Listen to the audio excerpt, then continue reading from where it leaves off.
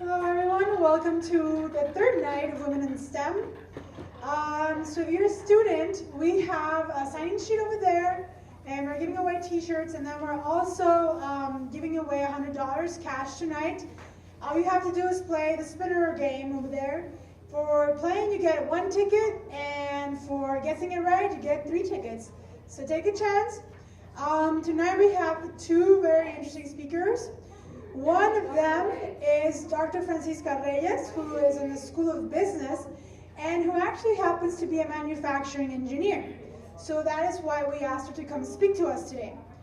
Then, after Dr. Reyes, we have a very awesome speaker coming to us from the Air Force, Melissa Markey. So I hope you will enjoy, and please feel free to ask any questions as we are here to help you all answer questions. So without further ado, Dr. Reyes. Thank you. Thank you.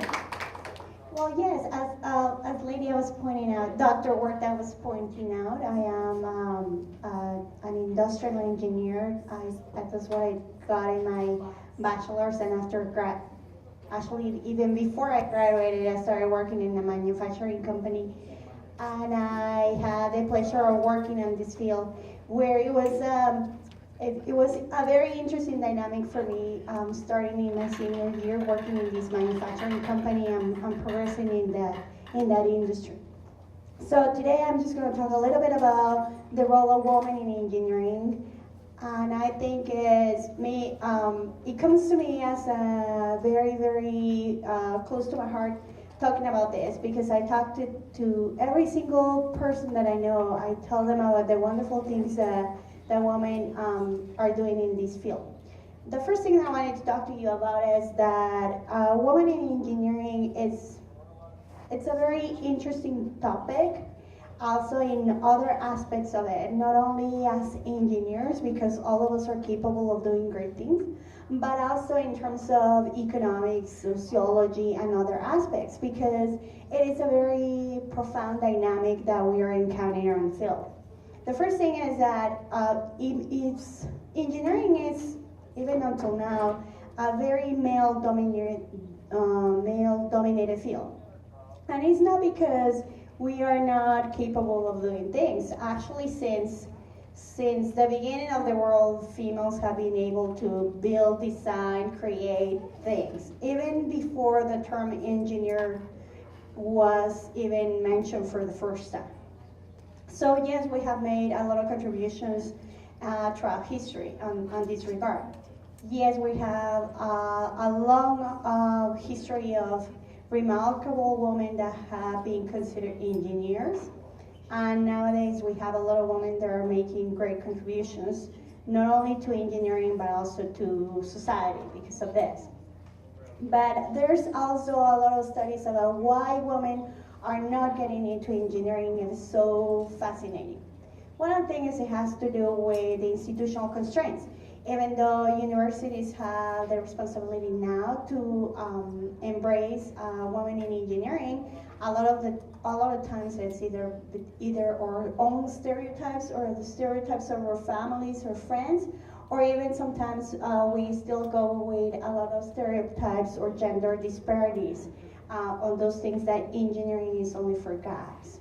And we need to probably start addressing this in a more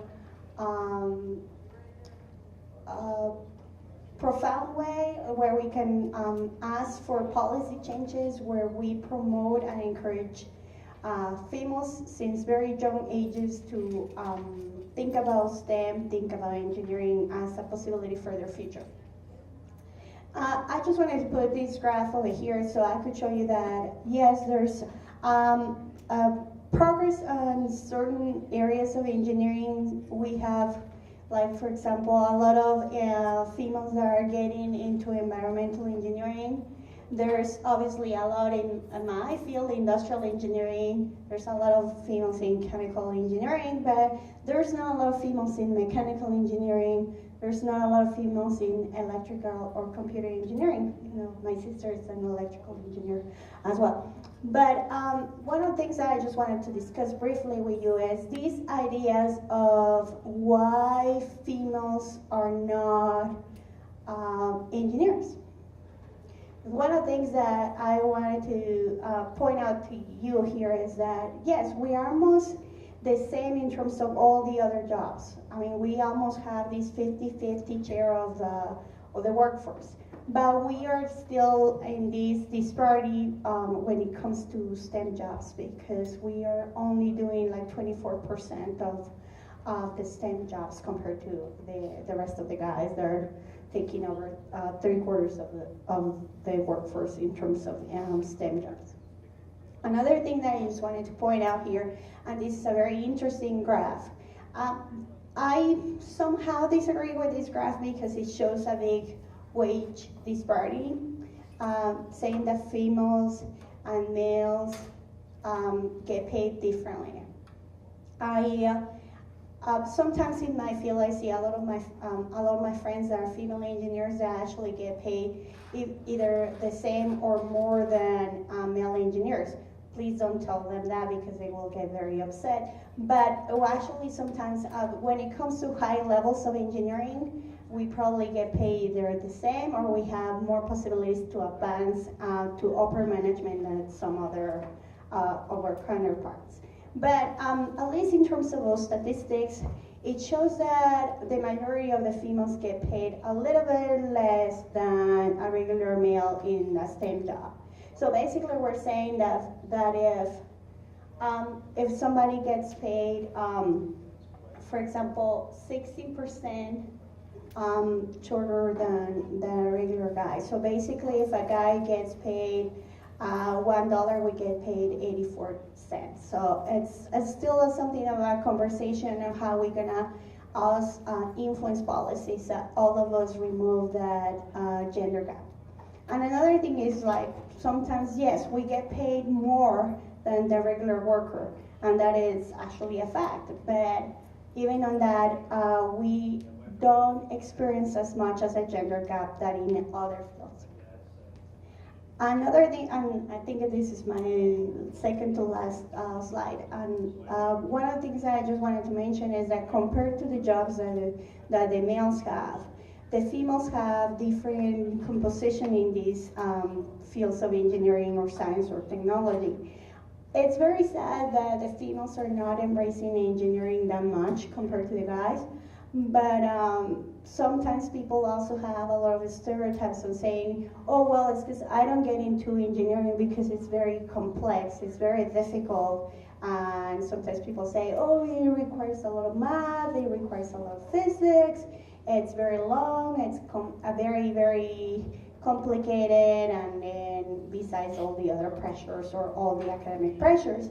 And most of the time, it's in the tendency of females getting into these natural life sciences rather than the other hardcore fields on STEM. Now, this is my last slide, and I was like reading through it in so many parts of the literature where we're saying, why do we need women in engineering, or why do we need women in STEM? Well, the first thing is that because we need people in these fields, because everybody else is going with the other fields, and then we still have shortages in the workforce. So we actually need either females or males, but we actually need them to take these jobs. Because if you go and look for jobs, there's a lot of jobs in these fields that remain open for months or even years because there's not the level of qualifications expected from this. So that is the first and most logical reason. The other one is, like, obviously has to do with the workforce and the dynamics of this. Why do we need women? Because women, we are as capable or more capable than guys of holding an engineering job, because we are very dedicated, detail-oriented, but also we can do other things, like, for example, we can reduce sexual harassment because we're just concentrated on doing the job. We can also reduce discrimination, because the more females are in engineering or STEM, the less we're gonna discriminate against others. We start creating diversity, and then that reduces the level of discrimination cases. Another thing that is happening is because we need more mentors and we need more role models. That's not necessarily the case that we can also rely on our mentors or role models being males, because they also encourage us a lot. But if we expose these young minds to seeing more females in the field, they will get more excited about participating on these things. And I think the most important thing is our contributions in other aspects of the workforce. We have the ability to incorporate new ideas, bring new perspectives to the fields, and also new approaches to solve these problems, which at the end is the role of engineering. So with that, I just want to say thank you for coming, and I hope that you enjoyed the presentation. Now, I'll pass the mic to Mickey. Mickey, and she is our president for the American Association of University Women, and I hope that you will learn a little bit from her background. If you have a minute to explain what you're doing. Okay, I am probably the classic non-traditional student. I went to university for a year and a half after graduating from high school, ran out of money, said this is stupid, I'm going to go become a ski bum and work in restaurants. And then I had a chance to go to work in construction, and I thought, why should the guys make 3 times as much money as I do? I am capable of working hard and having fun too, so ended up over 23 years finally getting a bachelor's degree in chemistry. One of the best parts was getting a job that I never imagined I would get, doing cleanups on old military sites in remote parts of Alaska. And one of the best parts of that was your next speaker, because Melissa and I met when she was a new hire to the Corps of Engineers, and at that point I was a project manager, and she came to work for me on a project in a little village in Alaska with about 300 people in the community.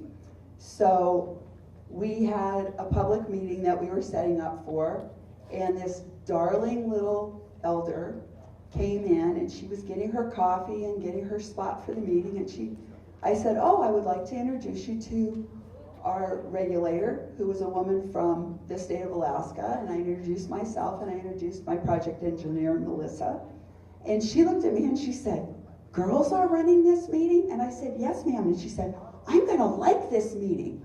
I'm really interested now.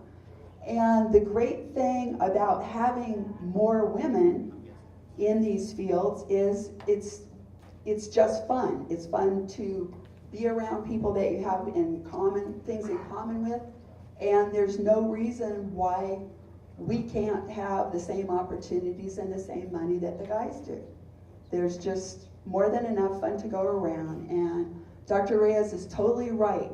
We need, as a nation and a world, as many educated, committed people as we can get. So there's plenty of room for everybody. So I would like to introduce my friend Melissa Markey, who is working for Air Force Environmental Command.